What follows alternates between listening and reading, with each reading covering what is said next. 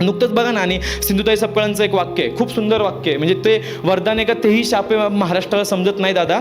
या महाराष्ट्रात जर मोठं व्हायचं असेल तर मरावं लागतं.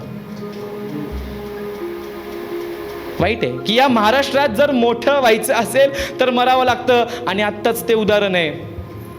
कोणत्या पक्षाचं नाव नाही घेते मी, कोणत्याच पक्षाचं नाव नाही घेते मी, पण अनेक लोकांनी अजितदादांच्या घोटाळ्याबद्दल बोलले, अनेक लोकांनी त्यांच्यावर टीका केली, त्यांच्या मुलाबद्दल बोलले. पण ज्या दिवशी त्या सकाळी 9 वाजता टी व्हीवर बातमी आली की अजित पवार यांचं विमान अपघात झालेलं आहे आणि त्यांचं त्या दुःखद निधन झालेलं आहे, महाराष्ट्रातल्या एका घरात प्रत्येकाच्या मनात एकच इच्छा होती. तो कोणत्या पक्षाचा होता माहीत नाही दादा, तुमच्याबद्दल मी बोलत नाही, पक्षाचं बोलत नाही, पण आमच्या मनात ती इच्छा होती. योगायोगाने मी त्या दिवशी बारामतीमध्येच होतो की आमच्या मनात तेवढीच इच्छा होती की ही बातमी कुठून तरी खोटी निघावी आणि असं यावं की अपघात झालाय, जखमी आहेत पण जिवंत आहेत.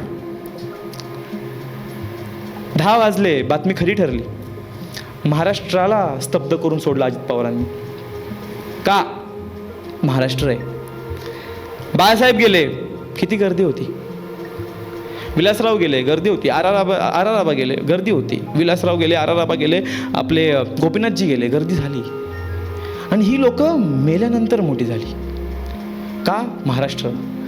स्वतः ज्यांचं हे वाक्य आहे की महाराष्ट्र रे बाबा, महाराष्ट्रात जर तुला मोठं व्हायचं असेल ना तर तुला मरावं लागतं.